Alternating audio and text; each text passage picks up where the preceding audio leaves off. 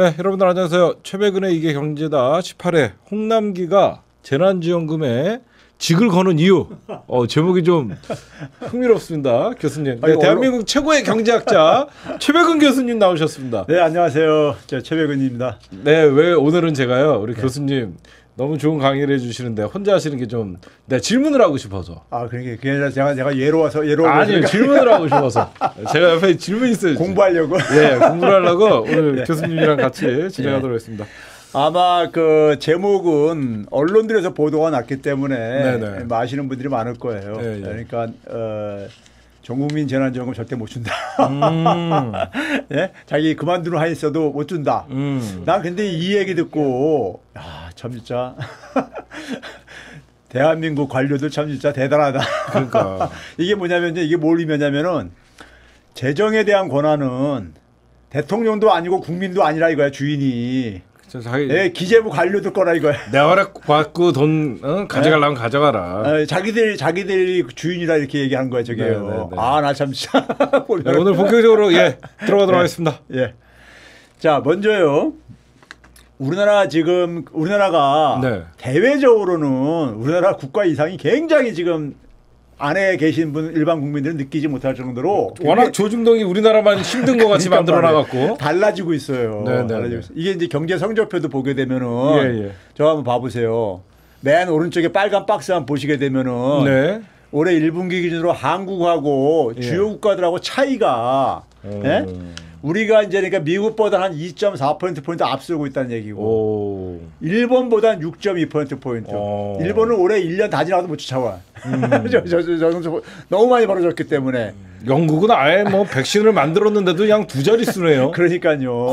그러니까 대한민국이 대한민국의 위상이 지금 그러니까 하루 다르게 지금 달라지고 있어요. 그러니까 이게 지금 국내 이 부패 세력들은 운문한 개구리처럼 이게 그러니까 자기들이 그냥 욕만 퍼부으면 될 줄 알고선 그러는데 요즘은 제가 옛날 대학 다닐 때 있잖아요. 그 당시는 그 인터넷도 없던 시절이고 유일하게 해외 소식을 알 수 있는 게 뉴스위크지나 타임즈 이런 거 있었어요. 좀 약간 좀 이제 좀 그 르몽드나 이런 거는 이게 좀 약간 빨갛다고 해가지고 이건 아예 못 들어오고 그나마 이제 보수적인 타임즈나 뉴스위크 들어왔는데 그것도 한국 기사는 이게 가이질 해가지고 들어와. 그렇게 팔았었어요. 그러니까 그때는 이제 우리가 바깥에 돌아가는 걸 몰랐었지. 해외에서 한국을 어떻게 보는지.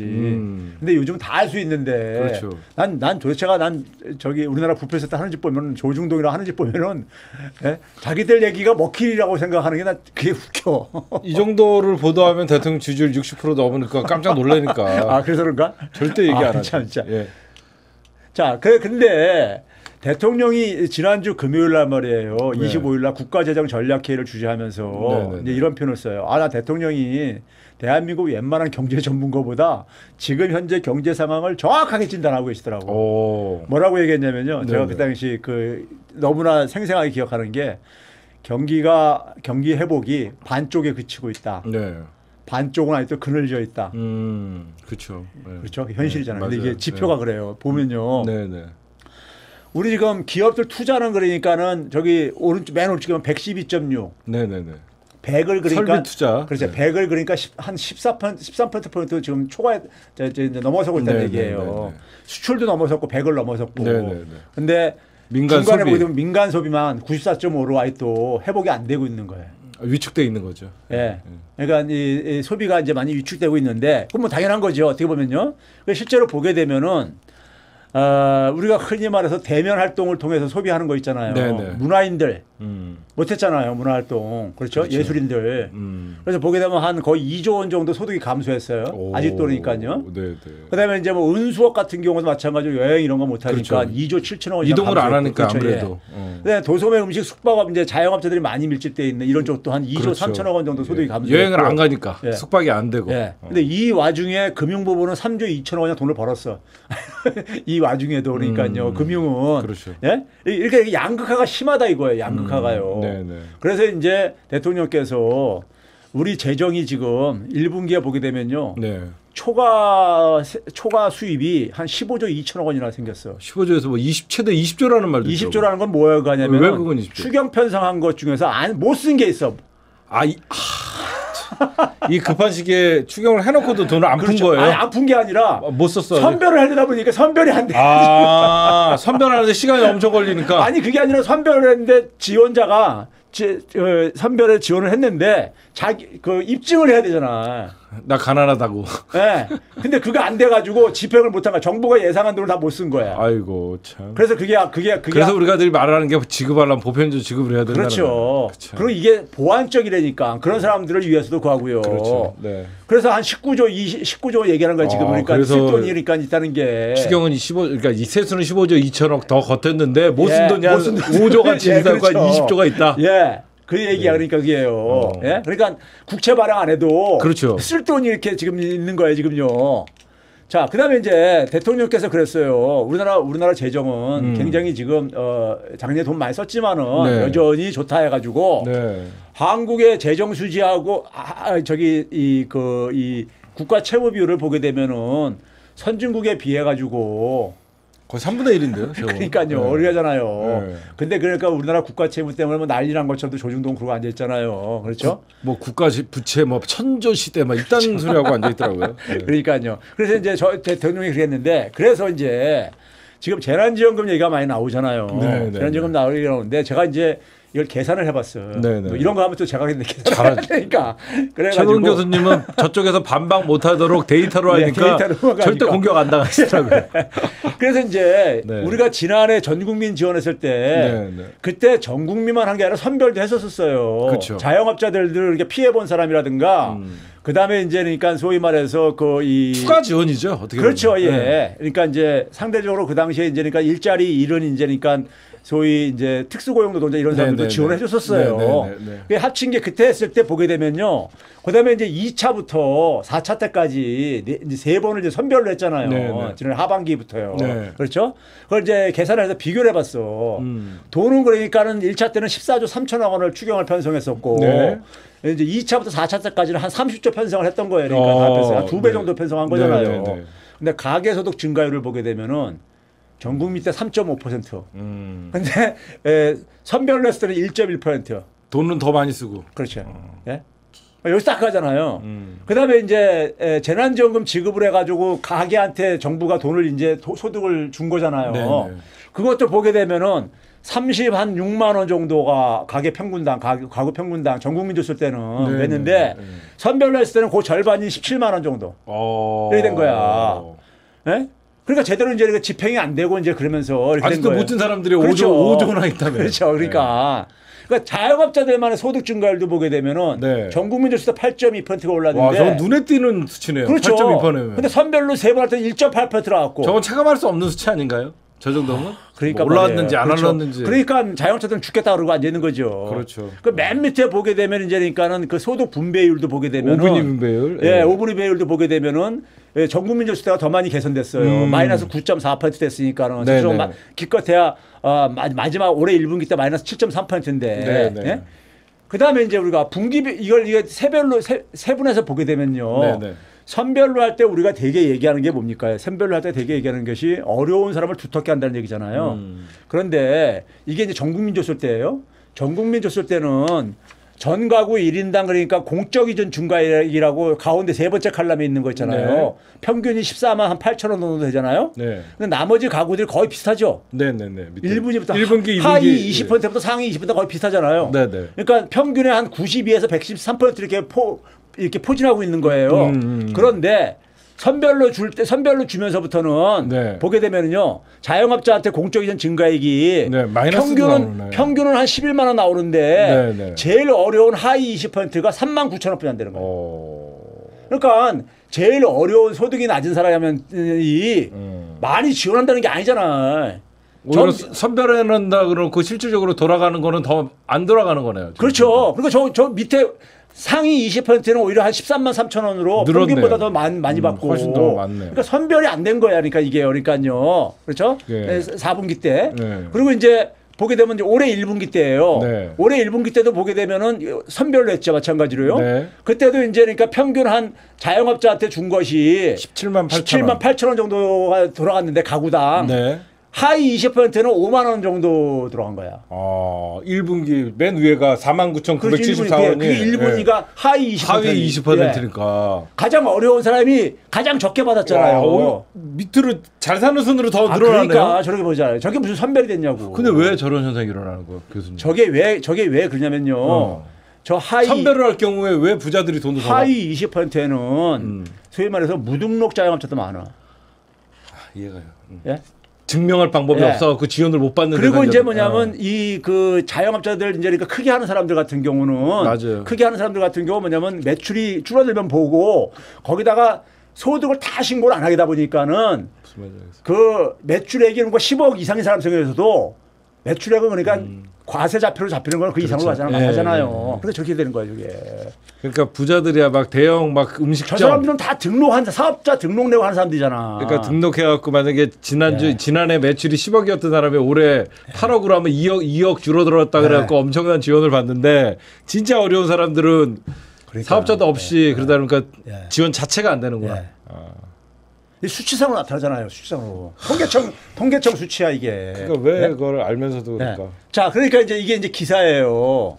헤럴드 경제. 여기서 집 걸고 반대한다. 전국민지원금은 이렇게 했단 말이에요. 목숨 걸어야 되는 거 아니에요? 그러니까 재정이라는 게 이게 무슨 뭐 기재부 관료들 건지 대통령 거도 아니고 국민 거도 아니고 기재부 권한이라고 선언한 거야. 그러니까 누구도 건드리지 말아라. 국민에게 세금 내는 사람들에게 어려울 때 도와주라니까 자기 직을 직을 왜 걸어? 참 진짜 나 이거 보면 참 진짜 외국인한테 얘기하면 되게 웃긴다 그래요. 진짜요. 기재부 장관이 간다 그러면요. 우리나라 이렇게 된 기재부 대통령이라고 생각하는구나. 실제로 그래. 그쵸? 정부조직법 27조에 보게 되면 기재부의 권한을 가고 있는데 기재부 권한이 내가 볼 때는 실제로 대통령보다 더 권한이 많어. 기재부 대통령을 우리나라로 생각. 외교만 빼놓고 다 갖고 있어. 국가의 중장기 발전 전략까지 수립해. 무슨 기재부가 무슨 아니 경제 정책, 재정 정책 하는 거까지 내 이해를 해. 근데 중장기 국가 발전 전략을 왜 기재부가? 좀 대통령들이 하는 거 아닙니까? 그렇죠. 청와대가 그런 청와대가 거지. 국가 뭐 계획 세우고 그런 거 아니에요? 거기다 오늘 제가 이제 얘기하고 싶은 것은 다른 것도 많지만은 화폐 사무를 이 화폐에 대한 관한 사무를 기재부가 하게 됐어요. 이게 무슨 말이냐면은 한국은행 법을 보게 되면요. 거기 각 법에는 이게 공공기관들은 어느 기관 산하에 저 통제를 받는가가 돼 있어. 그렇죠. 거기 보면 기재부 경제정책과로 돼 있어. 기재부 경제정책과. 국도 아니고 과. 한국은행이 기재부의 그것도 밑에 있는 과에 지도를 받는 거야. 그게 바로 예를 들면 화폐에 대한 사무를 관장하기 때문에. 와. 제가 이제 전국 재난지원금과 관련해서 이걸 이제 얘기하는 이유가 있어요. 하는 이유가 있는데, 자 이제 이게 대통령이 한 얘기예요. 그러니까요, 이게 국가재정 전략회에서 반쪽의 회복에 그치고 있다. 나머지 반쪽 아직도 그늘 속에 있다. 그래서 뭐냐면은 어려운 사람들이 아직도 많다. 그래가지고 이제 뭐냐면은 중간 추가 세수를 활용해서 추경을 편성해라. 이렇게 한 거예요. 그래서 이제 사람들이 이제 그러니까 뭐냐면 이제 전국민 재난지원금 민주당에서도 그래서 이제 추진을 얘기가 나온 거예요. 그렇죠. 대통령이 저 이제 얘기를 하니까요. 그런데 홍남기가 그러니까 직을 걸고 반대한다 이렇게 하고 앉아 있는 거야. 왜 그런 거죠? 그러니까 제가 그걸 지금부터 설명드릴게요. 지금부터 중요한 왜 홍남기가 직까지 걸면서 반대를 해야만 하나? 두 가지가 있는데 기재부는 기본소득이 싫어요. 왜요? 왜 싫으냐면요. 이 우리가 전국민 재난지원금이 코로나 사태가 없었으면요 기본소득이 이렇게 주요한 아젠다로 이렇게 부상이 못했습니다. 못했죠. 그렇지. 많은 사람들은 전국민 재난지원금을 기본소득하고 거의 동일시하시는 분들이 많아요. 많아요. 그런데 기본소득을 왜 반대하느냐? 기본소득이 기재부의 재정의 독점권을 이걸 약화시키는 거야. 그래서 그런 거야. 이게 왜 그러냐면요. 기본소득이 기존에 그러니까 우리가 재정하고 차이가 뭐냐면은 기본소득 결국은 세금을 걷어서 해야 되는 거예요. 각종 세금을 걷어서. 세금을 거둔 다음에 바로 다 돌려주는 거야 그냥. 그동안에는 세금을 거둔 다음에 기재부가 그걸 가지고 돈의 배분을 이렇게 지네들 편성을 했잖아요. 주고 싶은데 주고 이렇게 했잖아. 그렇죠. 그런데 기본소득은 뭐냐면 걷자마자 다 돌려주는 거야 그냥. 그러니까 기재부가 개입할 여지가 없어. 자기네들이 돈이 많을수록 자기네들은 힘이 세지는데. 그렇지. 걷자마자 돌려야 돼. 배분을 할 게 별로 없으니까. 자기들이 할 일이 없어. 그러니까 뭐냐면은 이게 재정의 민주화야. 국민들이 그 권한을 회수하는 효과가 있는 거지. 그렇죠. 예? 거기다가 뭐냐면 이게 굉장히 좋은 게 뭐냐면 소득 재분배 효과가 굉장히 뛰어나요. 왜 그러냐면은 세금은 부자들이 많이 내게 돼 있잖아요. 그렇죠. 근데 똑같이 나눠줘. 그러면은 누가 많이 받겠어? 세금 적게 안 낸 사람은 더 많이 받는 그렇죠. 거고. 아예 세금 안 내는 사람들은 꽁돈이라고 생각할 그렇지. 수도 있고. 그러니까 세금을 많이 낸 사람은 돌려받는 게 더 적은 거고, 예. 적은 거고. 100만 원 내고 뭐 10만 원 1,000만 원 돌려받고. 내고 그런 거야. 아니 그렇죠. 세금 1,000만 원 내고 그러니까 100만 원 돌려받는 거야. 그렇죠. 세금 많이 내는 사람은. 어떤 분은 10만 원 내고 100만 원 받으니까. 그렇죠. 그게 근데 조세 형평성이잖아요. 그러니까 그게 한 국민의 90%는 돌려받는 게 더 많은 거야. 그렇죠. 예? 맞죠. 그러니까 소득 재분배 굉장히 효과가 큰 거야. 그렇죠. 그리고 조세 저항이 없어. 그렇죠. 조세 저항. 그게 조세 정책이잖아요. 근데 그렇게 하는 게. 아니 근데 이게 그 동안에는 우리나라 국민들이 조세에 대해서 굉장히 이 불신이 많아요. 왜 그러냐면은 내가 별로 세금은 냈는데 혜택 보는 게 별로 없다고 받아본 적이 없고 예. 둘째는 뭐냐면은 불공정하다고 봐. 많은 사람들이 이 세금을 탈루하고 많이 그러잖아요. 이제 그러니까요. 네. 사업자들 같은 경우 특히 네. 월급쟁이들에 비해서 네. 그러니까 굉장히 불신이 많아요. 그러니까 세금을 내는 거에 대해서 굉장히 부정적인 게 강해. 그렇죠. 그런데 이 기본소득형 세금은 세금 내자마자 그냥 다 돌려준다니까. 그리고 더 많이 돌려준다니까 90%때는 국민들이 반대할 이유가 없는 거지. 그렇죠. 예? 그러니까 조세 저항도 없어. 거기다 뭐냐면 이렇게 걷어가지고 만약에 우리가 그래서 토지세로 걷게 되면 1년에 최소한 60만 원을 1인당 줄 수가 있어요. 한 0.5% 평균 부과해도. 그 토지를 많이 갖고 있는 사람들은 부자니까. 그렇죠. 그러면 그걸 한 1년에 한 두 차례 네. 설 명절 때 한 30만 원 1인당. 네. 추석 때 30만 원 1인당. 국가에서 떡값을 주는 거네요. 예, 이렇게 줄 수가 있단 말이에요. 예? 예. 그리고 그것도 이제 그러니까 우리가 소멸성 지역화폐 같은 경우로. 그 어차피 돈 소비하는 시즌이니까. 그렇죠. 그러면은 그거 상권도 살고 30만 원이면 큰 저거에 돼요. 뇌수도 좋아지고. 명절 때 그거면 어느 정도 풍족하게 지낸다고. 그렇죠?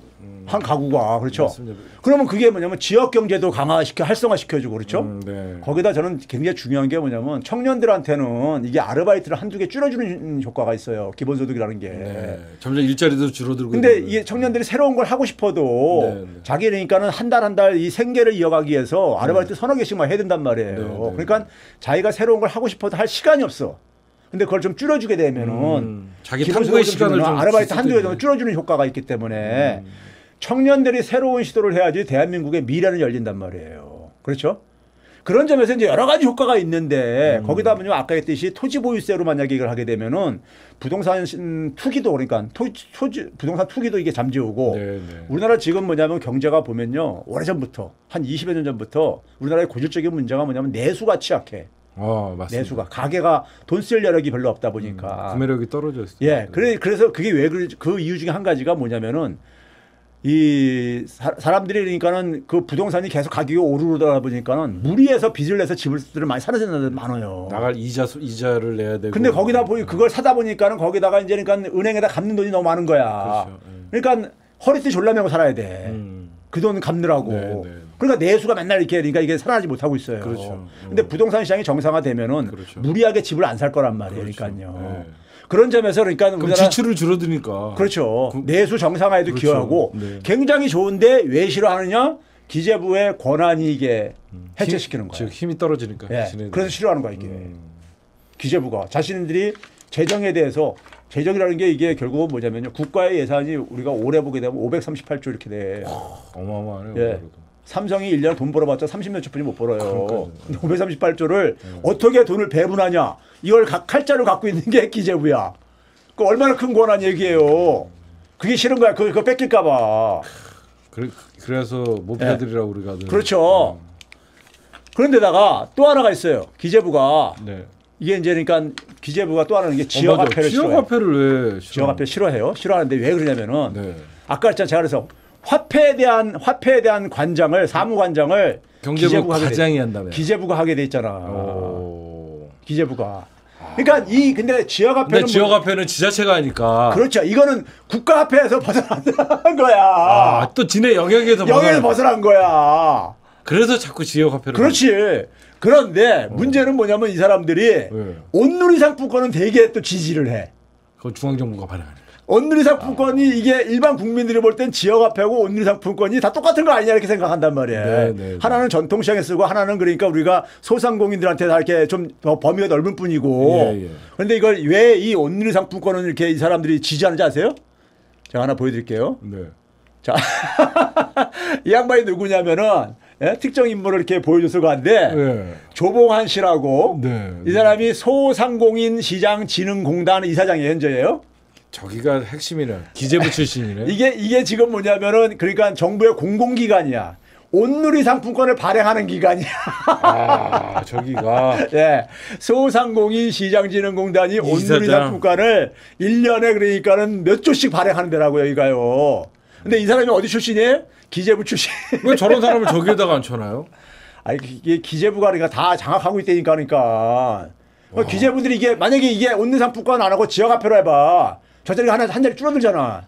힘도 없어지고. 그러니까 위에 이제 쭉 과장, 뭐, 저기 서기관 국장으로 올라가다가 마지막에 장착 안 되는 사람은 거의 이제 소수잖아요. 이 사람들이 옷 벗을 때 가야 될 때가 있어야 될 게 아니야. 기재부 산하에 있는 공공기관. 예.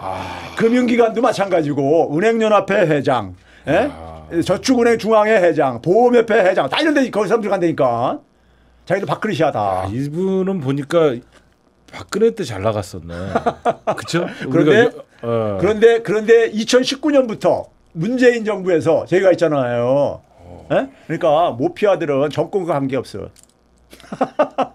이거예요. 참. 이거라고. 저거 왜 정부 통제가 안 되나? 검찰들이 기소권 독점하는 이유가 뭐예요? 정관예우 돈 벌려고 하는 거잖아. 그렇죠. 돈 벌려고. 그거 똑같은 거야. 절대 기재부 이외에는 저런 데는 아예 치고 들어가지도 못하네요. 그럼. 예. 저 어떻게 깨야 돼요? 저 그러니까 이제 우리가 정권 그게 우리 교수님의 몫입니다. 저거 어떻게 정권 바뀌면은 네, 정권가 연장되면 우리가 정부 조직법을 바꿔야지. 정부 조직법. 네, 권한을 그러니까는 사실 미국에는 예산 편성도 못해 기재부가 백악관이 하고 국회가 하게 됐어. 네네네. 근데 우리나라는 기재부가 다 가고 앉아서 국회도 1차적으로 기재부가 편성한 다음에 국회에다 갖다 주는 거예요. 국회에서 그걸 늘리지도 못해. 깎거나 막 새로운 세목도 신설을 못해. 예산 편성권을 회수를 해야 하는 게 가장 그렇죠. 시급하게. 예산 편성을 해소해야 되고 그다음에 뭐냐 아까 국가 중장기 발전 전략 이런 거 다 해소해야 되고. 그건 청와대가 할 일이잖아요. 그렇죠. 다 해소해야 되고. 예? 그러니까 그다음에 이제 뭐냐면은 이 정관예우 하는 거 특히 제가 보는 건 뭐냐면 쟤네들이 중에서 금융 쪽에서 이제 그러니까 업무를 보던 애들이 금융위원회로 가요 또. 지네끼리. 네. 감독하는. 금융위원회가 뭐냐면 이게 금융기관들의 완전 저승사자인데. 그렇죠. 예. 금융위원회에서 거기서 하다가 그다음에 금융기관 이제 장으로 이제 가는 거야. 네. 근데 이게 금융위원회가 거기 감독하고 관리해야 되는데 거기 가서 이제 그러니까 뭐냐면 걔네들을 수억 원씩 주고 연봉을 주고 쓰는 이유가 로비하라는 거지. 그래서 우리나라 보게 되면 라임 사태는 이런 게 터지는 이유가 다 그런 거야. 그러니까 제대로 관련 감수 안 하고는 앉아 있으니까. 그렇죠. 네? 그리고 처벌도 보게 되면 한 6개월 질질 끌다가 유야무야 시키고 이렇게 가는 이유가. 예? 그러니까 이게 그러니까는 이게 그래서 못 피하라는 거야. 네. 국민들은 검찰만 생각하는데 이게 돈줄을 주고 있잖아요. 그렇죠. 돈이야 돈. 네. 예? 그래서 이게 그러니까 이분이 그러니까 기재부 출신이 과장 국장 쭉 했던 사람이 소상공인 시장 온누리 상품권 발행하고 있다고. 그러니까 저거니까 기재부가 저 온누리 상품권은 반대하지 않는다. 저건 적고 작년에 1차 지역 상품권은 지역화폐 효과를 가지고 조세재정 용어에다가 기획 용역 줘가지고 지역화폐는 아주 엄청 공격하게 하고 결론에다가 뭐랬냐면 온누리 상품권을 저기 쓰게 해야 된다 이렇게 해놨다고. 지역화폐는 실패다. 그래서 온누리 상품권이 답이다. 이런 식으로. 그렇죠. 야. 온누리 상품권은 분석도 안 해놓고 그냥 결론에다가 온누리 상품권으로 몰아줘야 된다.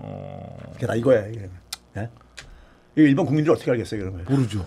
저도 몰랐는데. 예. 교수님이 말씀해 주시고. 그래서 교수님이 건강하셔야 돼요. 그러니까 이게 그러니까 우리나라가 이게 왜 그러냐면요.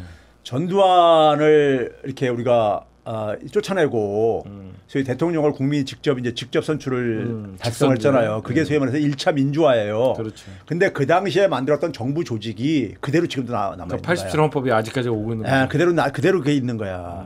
그 당시에는 뭐냐면 이 군부들이 얘네들이 그러니까 지네들이 관료들을 완전 장악할 수가 있었거든.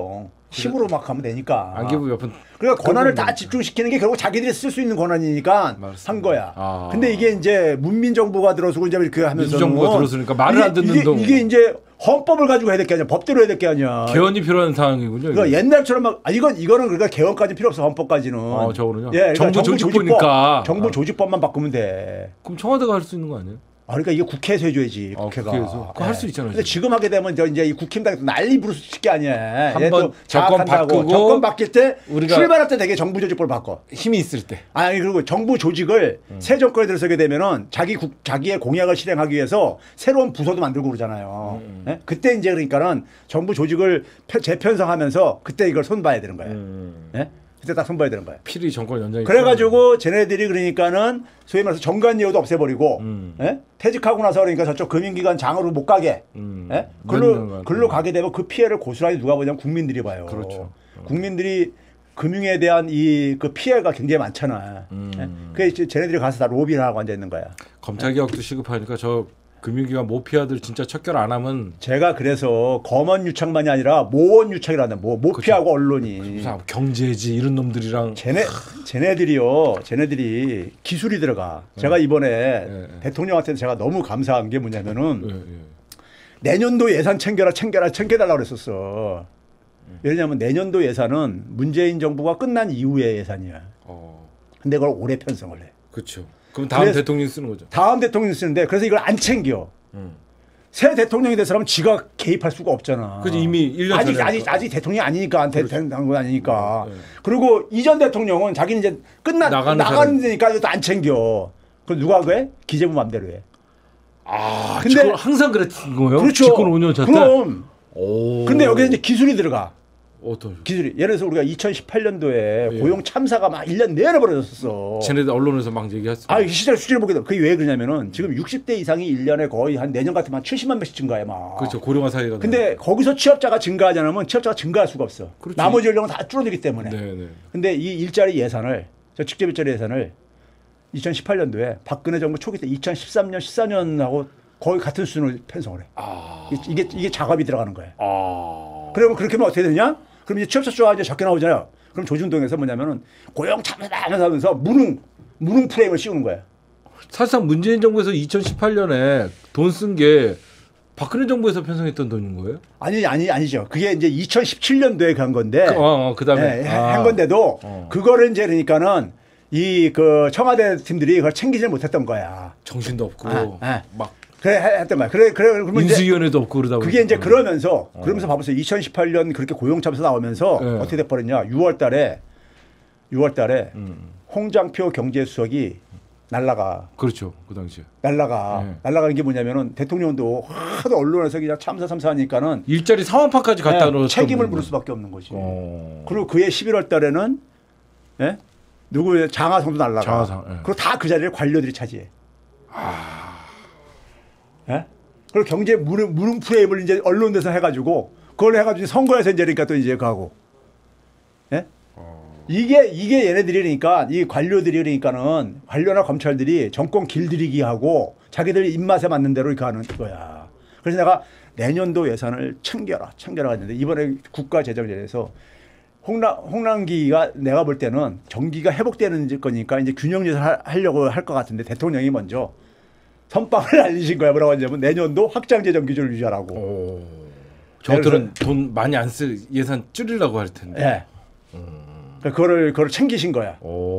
내가 그래가지고 너무 고맙더라고. 근데 최근 교수님, 제가 아무리 문재인 대통령을 좋아하고 교수님이나 우리나 민주정부를 응원하지만 왜 홍남기를 못 잘라요? 지금 하는 거 한번 봐보세요. 윤석열하고 똑같아. 저는 이 말을 꼭 물어보고 싶어서요. 윤석열하고 똑같아요. 그럼 윤석열을 왜 문재인 윤석열은 좀 다른 케이스잖아요. 2년의 임기가 보장된 그래도 검찰총장인데. 그것도 그거지만은 자 지금 이거 봐보세요. 홍남기가 되게 직을 걸고 막 덤빌 때가 어떤 때냐면은 이런 거야. 전국민 재난지원금 이런 거 가지고 할 때 국민하고 이렇게 막 대척점이 섰을 때 이렇게 설 때 뭐냐면은 대통령이 그러니까는 과감하게 그 하면 되는데 하게 되면은 어떻게 돼버리냐면은 홍남기를 그러니까 소위 말해서 국힘당이나 이 반대쪽에서는 얘를 영웅이 돼버리는 거야. 영웅. 또 하나의 저쪽 뭐 문재인 정부의 반기들던 영웅으로 만들어. 그렇지. 또 하나. 우리 지금 뭐 부담스러운 감사원장님이 최재형이나 이런 사람. 또 하나 영웅 만들어주는 거야.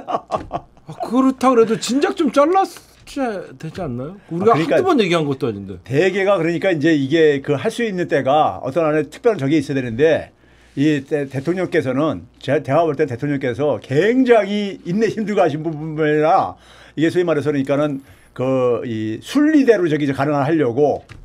그러니까 일반 국민들은 참 진짜 이가 속 터지지. 그러니까 저는 두 가지로 봐요. 일단 대통령이 홍남기 그래 그렇게 있어라. 내가 얼마든지 경제에 대해서 내가 컨트롤이 너무 가능하다. 그런 자신감이 하나 그래서 있는 것 같기도 해요. 나도 그래서 이번에도 그걸 기대를 해요. 그러니까 일단 내년도에서는 챙겼어. 그렇죠. 그리고 추경편성에서 방향은 제시했어. 그러니까 추경편성 안 할 수가 없어. 대통령이 뱉었는데 그것까지 안 하면 안 되니까. 그러니까 그건 근데 이제 그러니까 이제 이거 전 국민하고 뭐 할 때 지금 이제 가는 게 뭐냐면 이제 타협론 얘기 나오는 게 국회에서 지금 뭐냐면 손실보상법 거잖아요. 그렇죠. 그걸 소급 적용이냐 아니냐 이거 갖고. 그게 일종의 뭐냐면은 그 소급 적용이냐 아니냐보다도 실질적으로 피해를 많이 담아주면 되는 거야. 피해액을요. 그리고 그게 지금 선별이잖아. 선별이고 여기다 이제 전 국민도 같이 섞어 사는 방향으로 이걸 저는 이렇게 잘 투트랙으로 가지 않겠는가. 그러니까 제가 이런 걸 보면 그 문재인 대통령이 저 홍남기를 그러니까 이 어떻게 보면 자르는 순간 문재인 정부 경제 정책도 실패했다. 또 그렇죠. 얼마나 공격할 그러니까 거예요. 말이에요. 그러니까 자르기도 뭐 하고 그냥 차라리 냅두면 그래 너는 그냥 곡간지기가 채라. 대통령 의로 자꾸 풀라고 하면 또 역효과 좋은 효과도 있을 수 있어서 냅두는 게 아닌가 하는데 참 일은 하나하나 보니까 기재부의 나라 같아요. 그러니까요. 기재부의 나라야 실제로요. 검찰, 기재부, 언론이 마음만 먹으면 검찰공화국, 기재부공화국 맞아요. 돈줄을 쥐고 있고 저쪽은 수사권을 쥐고 있고 언론은 지네들이 우린 촛불 신분이 없는 거야. 솔직히 말해서 너무 힘드네요 진짜. 대통령도 되게 힘들어 보여요. 근데 이런 상황 속에서 대외적으로 국가 이상을 엄청 올리고 있다고. 근데 이게 제가 볼 때 마지막 넘길 고비야. 마지막 남은 고비야. 좀 좋은 소리 계속 청와대 좀 해주세요. 그렇죠. 야 그거는 아무도 몰랐네. 내년 예산을 다음 정부도 못 챙기고 지금 정부도 말기니까 못 챙기고 그래서 기재부가 마음대로. 제가 5월 19일자에 여기 나와서 그 방송을 했다니까. 정부하고 민주당이 챙겨야 될 3대 과제 해가지고 내년도 예산 챙겨라. 둘째 그때 내가 그거 하면서 사례를 들면서 교수님 제가 이 시간에 여러분들 이번 다음 주부터 월요일 날 5시 이 시간이 진짜 중요한 시간. 최백은의 이계경제단은요. 제가 너무 요즘 경제 수업을 안 들은 것 같아서 저도 같이 월요일마다 경제 수업을 듣도록 하겠습니다. 최백은 교수님이 오늘 제가 급하게 시간을 또 옮겨갖고 교수님이 어렵게 와주셔갖고요. 오늘은 방송을 요까지만 하고 다음 주부터는 5시부터 찾아뵙겠습니다. 6시 1시간 정도 저희가 잡고 하도록 하겠습니다. 여러분들 최백은의 이계경제다. 오늘 조금 짧은 것 같지만 굉장히 알찬 내용이 있었습니다. 우리 교수님 늘 중요하게 막 혼내주세요. 네, 교수님 고맙습니다. 감사합니다. 네.